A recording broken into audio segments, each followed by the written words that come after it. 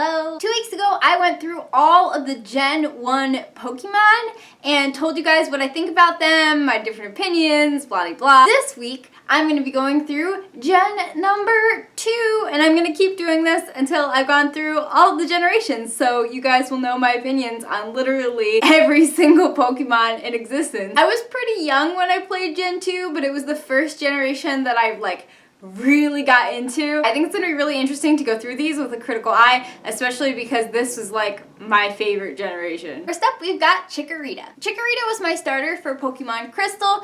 It's not a very powerful Pokemon. In fact, it's probably one of the weakest starters, if not the weakest starter in the existence of Pokemon. Bayleef though, Bayleef. Of the Chikorita line, Bayleef is definitely the coolest. It does not suffer from the middle stage starter syndrome at all. Bayleef's Pokédex entry also says that its leaves, the little things around its neck, have a calming aroma around them, and as somebody who tends to be all over the place sometimes, it's really nice to imagine actually having one of those. If I had a Pokemon in real life, I would probably want a Bayleef. And Meganium's cool, but it's not as strong as you'd expect a third stage evolution for a starter. Cyndaquil is super cute, but when they took the fire away from his regular sprite, it isn't as cute. He definitely needs the fire. Palava is just kind of a bigger Cyndaquil. And then the same thing with Typhlosion. I don't really like how little they change from the beginning to the end, but Flame Wheel is Typhlosion's signature move, and it's really cool. Totodile was my original starter in Gen 2 Pokemon Silver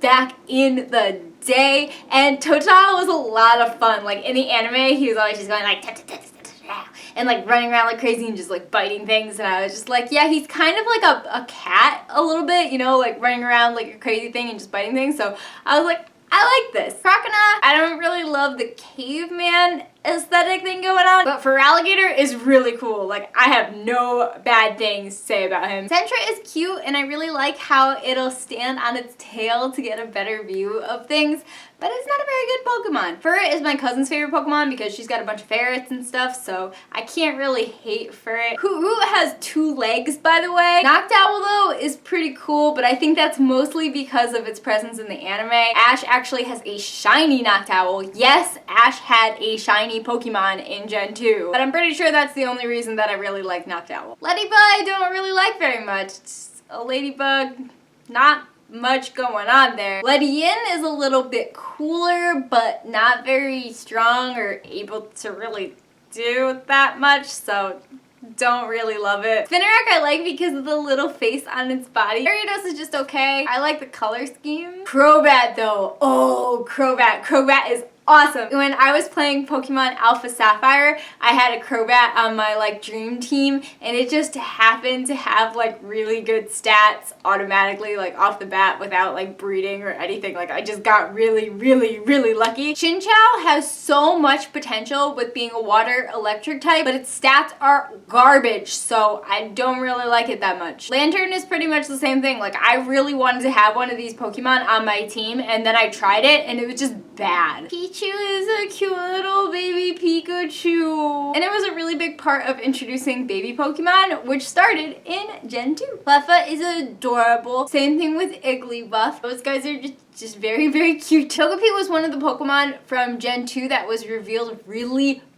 early in the anime. Misty had a Togepi that she would carry around, and everybody was always really curious about oh, what's this gonna be? What's the deal? Is this gonna be a legendary Pokemon? I really love when it evolves into Togetic through friendship, because you basically just get a fairy best friend, and it's pretty great. I always feel there should be more going on with Natu and then also with Xatu, especially because they're around the ruins and they can kind of I don't know, see through time or something. I felt there should be some sort of crossover between Natu Xatu stuff and then Celebi stuff, but then that just didn't happen. Mareep is adorable, and it's pretty much the electric type that everybody used in Gen 2, myself included. And then Flaffy is also super adorable and gets a little bit stronger. I don't know why it turns pink though. Ampharos doesn't really look like a sheep the way that they do. The whole plot with the Ampharos and the lighthouse in Gen 2 is just really cool. Blossom is really pretty, but I don't feel it really belongs that much in Gen 2.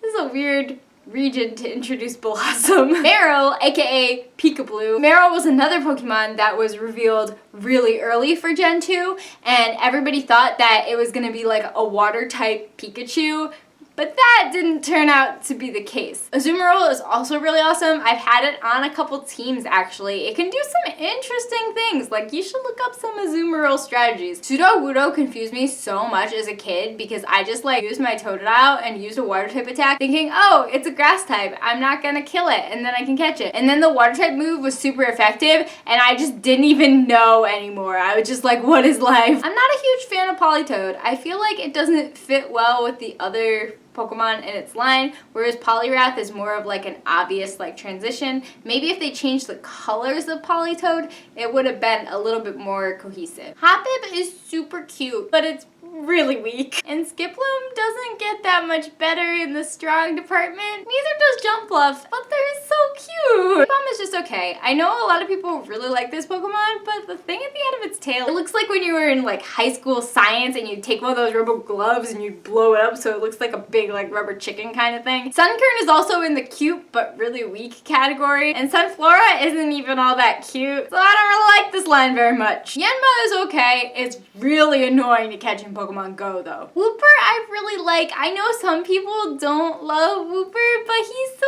derpy and cute, and then he evolves into Quagsire, and Quagsire is actually not bad. It had a pretty good typing and decent bulk. I really liked having one. But Espeon though, oh my god. Espeon is beautiful and amazing, and I would love to have an Espeon in my life in reality if Pokemon were real. Why can't Pokemon be real? Umbreon would also be a Pokemon that I would really like to have because it could just light up in the dark and then the dark would be less scary and really nice. Murkrow is kind of boring. He doesn't really become cool until a future generation when he gets an evolution. As I said when I was talking about Gen 1, the Slowpoke line isn't exactly my favorite, and that definitely extends to Slowking. Mischievous I really like. I wish it was better in Gen 2 though. It wasn't very good back then. Unknown was a super interesting Pokemon because of the whole alphabet thing. I remember finding them and just being so confused about what was going on because they all looked different and Pokemon had never done anything at all like that before. I just thought it was like a glitch in the game or something. Wobbuffet was really funny in the anime, and it definitely pulls some shenanigans in battle. I really like Girafarig. I don't know if that's the most popular opinion. Cake types in the earlier generations were pretty powerful. They didn't have a lot of checks.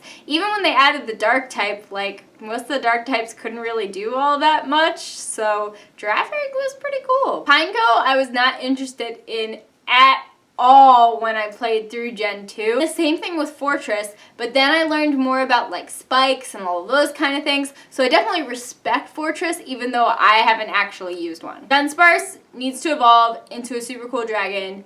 I don't know why he hasn't yet. I hope that he does in the near future because right now Dunsparce is like probably one of my least favorite Pokemon. Gligar is fun and silly. Steelix is cool. And the fact that Jasmine has one, oh my god, I love Jasmine so much. And her Steelix, just like, oh, I like Steelix a lot. Snubbull I don't really like. I don't really get it. Why is it a dog that's in these weird bright colors? The girl up the street from me growing up had a level 100 Gramble, and she would always try to face it off against my level 100 Golem and like lose all the time. I don't think Gramble is that good. Okay, take back what I said about Dunsparce. Quillfish is equally bad. Scizor though, Scizor, super cool. Like you see Scyther and you think, man, this thing couldn't get any cooler. And then you see Scizor and you're like, I was wrong. Duckle has a bunch of shenanigans. Heracross is just okay. I feel like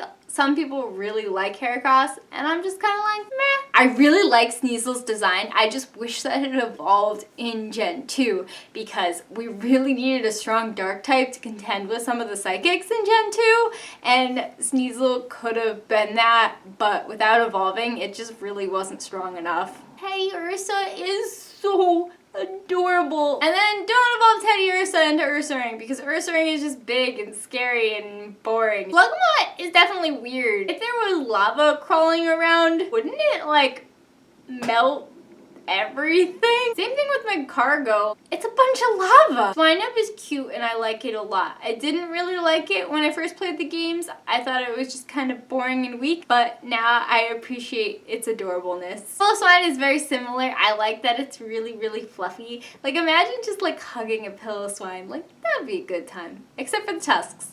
Don't hug the tusks. Corsola is really cute, but sometimes I forget that it's a Gen 2 Pokemon. It feels like it should really be a Gen 3 Pokemon. Remoraid, I don't like at all, and I have no clue how it evolves into Octillery. Delibird is one of the weirdest Pokemon, and sometimes it'll heal its opponents with the gifts. That's definitely a really weird mechanic. But I get it, they wanted like a little Christmas Pokemon. I am really bad at Mantine surfing. Exceptionally bad. Skarmory is super cool, like a metal warrior bird, yes. I really like Houndour, but I don't understand why he is in Kanto only in Gen 2. That doesn't really make any sense. Houndoom though, Houndoom looks awesome. Like, he is an edgelord's dream. Kingdra is the first Pokemon that I tried to EV train, and I failed horribly. But I really, really like Kingdra because its typing is just OP. Stampy is adorable. When I ran into one in Pokemon Crystal, I thought it was a legendary Pokemon because it was really rare. The internet wasn't really a thing yet, so I didn't really like Donphan at first, but then when they added some animations to it, and I got to see it in the anime, and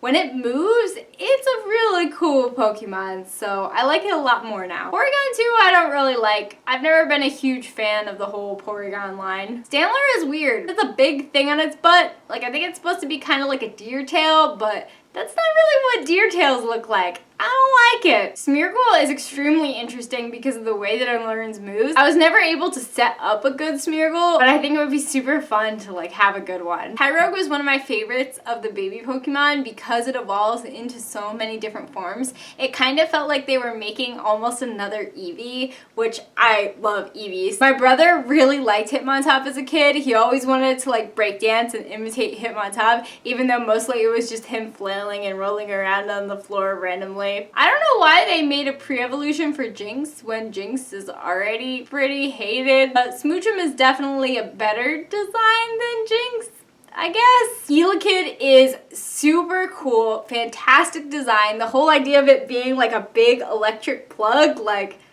yes. Magby I really like too. It just looks like it's gonna evolve into Magmar, like it's a little kid version of it, and I just love it. Meltank. What Pokemon fan has not had nightmares of this Pokemon? Why, Whitney, why? For a while, Blissey was like up there as one of my favorite Pokemon. It's like a big, cute, pink tank. Like, yes. Before I start talking about the legendary beasts, I just want to say that the mechanic for actually finding and encountering them was amazing, and I wish that roaming legendaries would return because when you actually found them, it felt like such an accomplishment. Raikou is like the perfect design for lightning. It looks kind of like a tiger. It's got like a thundercloud on its back. Its tail kind of looks like lightning. Like, yes. And then Entei is like so majestic, and he's got the like smoke cloud billowing off of his back, and the movie with Entei in it and the Unknown is really interesting. Like, that might be my favorite Pokemon movie actually. Like, it's really good. But Suicune though, like in Pokemon Crystal,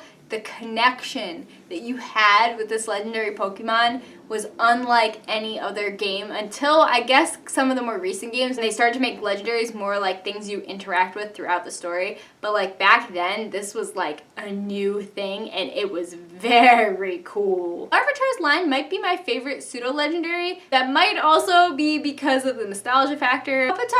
Pupitar, I don't know what to call it. That one's a little bit weird though. I just tried to skip that stage as much as I could. Like, literally, I would only have my Pokemon in that stage for a level because I just thought it was so much worse than Larvitar and Tyranitar. But Tyranitar, though. For a while, Tyranitar was actually my favorite Pokemon. I'm pretty sure I had 3 very high-level Tyranitars. Even though now it pretty much always gets outclassed by Garchomp, I will always have a special place in my heart for Tyranitar. Lugia is possibly the most majestic Pokemon, period. The journey that you have to go on to get this Pokemon is just crazy. I'm pretty sure you needed like all the HMs, like it was hard. I always just loved imagining just riding around on the back of a Lugia. Like, that would be so cool. Ho-Oh was in the first episode of the anime ever, and nobody knew it was Ho-Oh. And people weren't even talking about it that much. They were just like, maybe he didn't even really see it. It was just a figment of his imagination or a hallucination or whatever. But no,